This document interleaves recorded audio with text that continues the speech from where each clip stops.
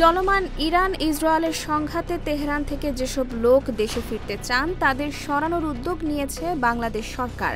জানা গেছে, তেহরান থেকে প্রথমে এসব লোককে স্থলপথে ইরান পাকিস্তান সীমান্তে নেওয়া হতে পারে, তারপর পাকিস্তান থেকে আকাশপথে ফেরানো হতে পারে বাংলাদেশে।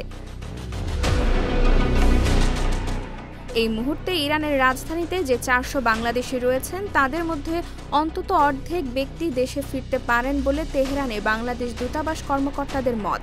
সেক্ষেত্রে প্রায় ২০০ বাংলাদেশিকে দেশে ফেরানোর পরিকল্পনা করছে সরকার।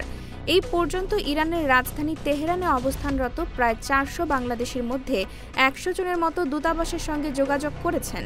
বুধবার দুপুরে পররাষ্ট্র মন্ত্রণালয়ের একাধিক কর্মকর্তা জানান, বাংলাদেশ দূতাবাসের সঙ্গে যে ১০০ জন বাংলাদেশি যোগাযোগ করেছিলেন তাঁরা তেহরান থেকে বেশ কিছুটা দূরে সরে গেছেন। তাঁদের সংখ্যা ৫০ জনের বেশি। এছাড়া ইরানে বাংলাদেশ দূতাবাসের কূটনীতিক সহ দূতাবাসের ৪০ জনও নিরাপদ স্থানে সরে গেছেন।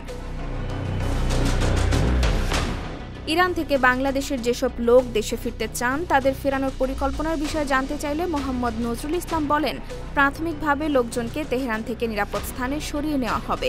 এরপর যত দ্রুত সম্ভব কয়েকদিনের মধ্যে তাদের স্থলপথে ইরান পাকিস্তান সীমান্তে নেওয়া হতে পারে। পাকিস্তান থেকে তাদের করাচি, দুবাই হয়ে ফেরত আনার পরিকল্পনা রয়েছে।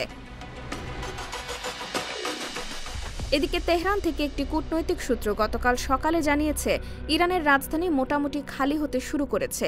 এমন এক পরিস্থিতিতে সেখানে বাংলাদেশ দূতাবাস লোকজনকে দেশে ফেরানো এবং প্রয়োজনীয় সহায়তা দিতে পুরো দমে চালু থাকবে। বাংলাদেশের যেসব লোক তেহরান ছাড়তে চান এবং দেশে ফিরতে চান তাদের সমস্যার সমাধান করা হবে। এ পরিস্থিতিতে তেহরানের পরিস্থিতি আরও অবনতি ঘটলে ইরানে বাংলাদেশ দূতাবাসের কার্যক্রম স্থগিত বা অন্য কোথাও গিয়ে কাজ চালানোর বিষয়টি বিবেচনায় নেওয়া হবে। তবে পরিস্থিতি যেভাবে এগোচ্ছে তাতে কয়েকদিনের মধ্যে অবস্থার আরও অবনতি ঘটতে পারে। IBTV USA, new York.